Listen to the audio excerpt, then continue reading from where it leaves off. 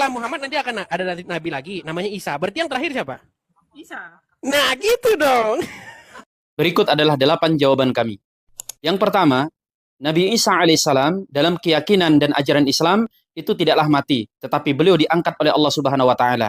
Maka ketika Nabi Isa yang dipilih oleh Allah turun di akhir zaman, itu adalah supaya beliau bisa menjalani kehidupan manusia secara kodrati, yaitu beliau bertemu dengan kematian, wafat dan dimakamkan sebagai seorang muslim.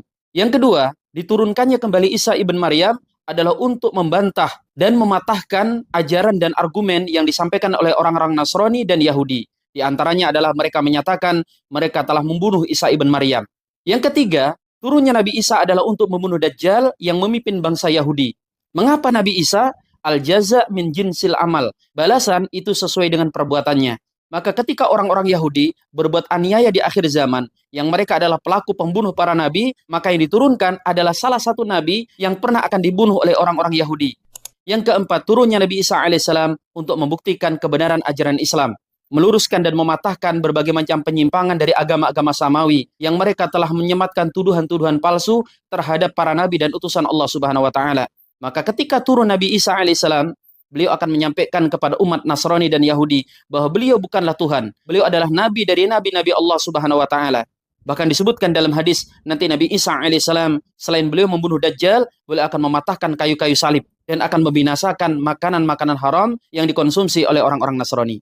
Yang kelima, diutusnya Nabi Isa karena Nabi Isa memang dekat dengan Nabi kita sallallahu alaihi wasallam. Ini diungkapkan di antaranya dalam beberapa hadis. Rasul alaihi wasallam misalnya bersabda, "Ana aulan nasi bi Isa ibn Maryam, laisa baini wa bainahu nabi."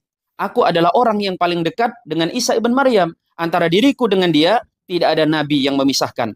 Ketika Rasul alaihi wasallam sang pembawa risalah terakhir, kemudian beliau wafat, dan kemudian risalah beliau membutuhkan bantuan. Yang paling berhak untuk membantu risalah beliau adalah nabi yang paling terdekat.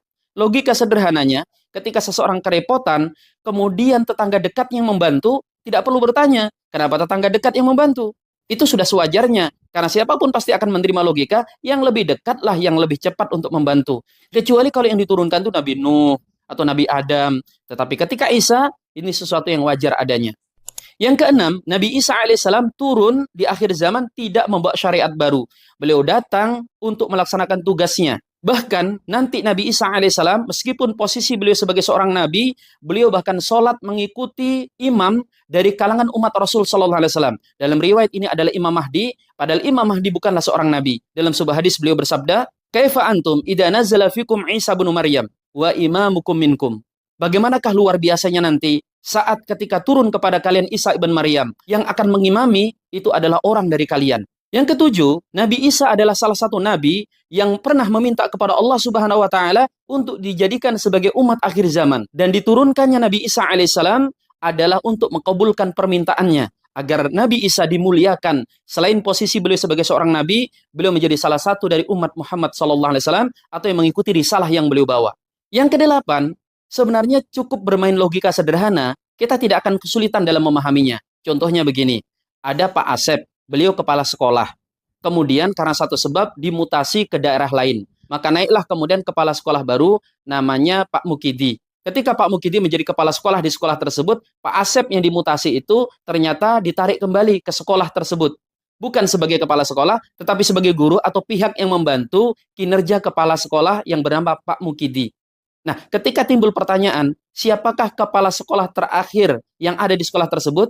Semuanya pasti akan menjawab siapa? Pak Mukidi. Kenapa? Karena beliau yang berstatus sebagai kepala sekolah terakhir.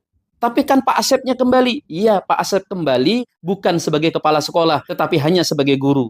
Maka kedatangan Nabi Isa atau diturunkannya kembali Nabi Isa itu bukan sebagai nabi terakhir, tetapi sebagai nabi yang membantu dakwah nabi terakhir. Paham, Rason?